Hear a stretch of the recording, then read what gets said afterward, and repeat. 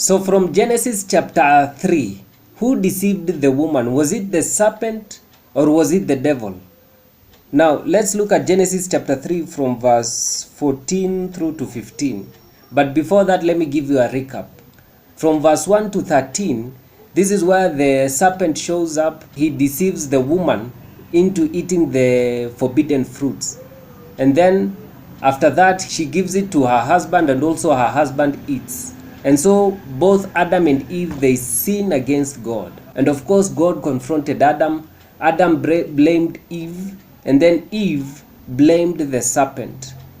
And this is now where verse 14 begins, which says, "So God said to the serpent, because you have done this, you are cursed more than all the cattle and more than every beast of the field.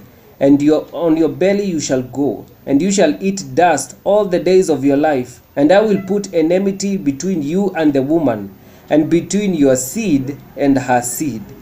He shall bruise your head, and you shall bruise his heel." One thing you need to know about this is that the devil was possessing the serpent. When the serpent was talking from verse 1, it was actually the devil talking through the serpent.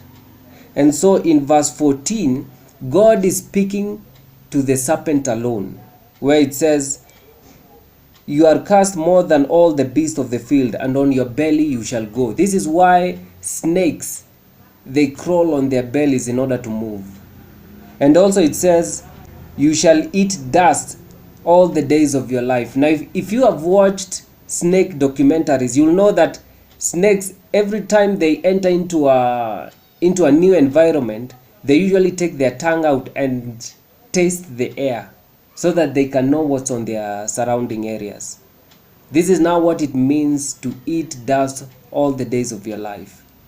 But in verse 15, where it starts off by saying, and I shall put enmity between you and the woman," he's talking to the devil who was now inside the serpent.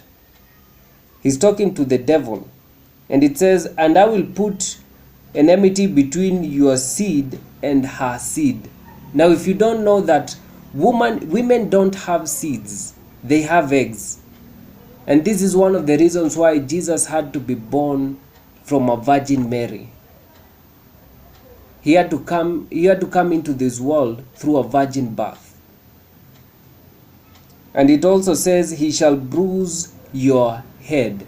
The bruising of your head means that Jesus would come through the work of the cross, will disrupt the devil's plans, which he did on the cross, through the work of the cross.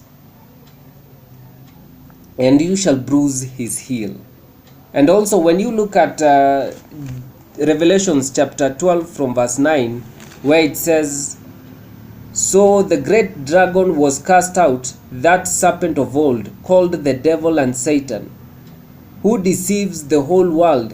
He was cast out of the earth. He was cast to the earth, and his angels were cast out with him." Meaning that the devil is referred to as the serpent, because in the beginning he used the body of a serpent to deceive the whole world. Thank you and God bless.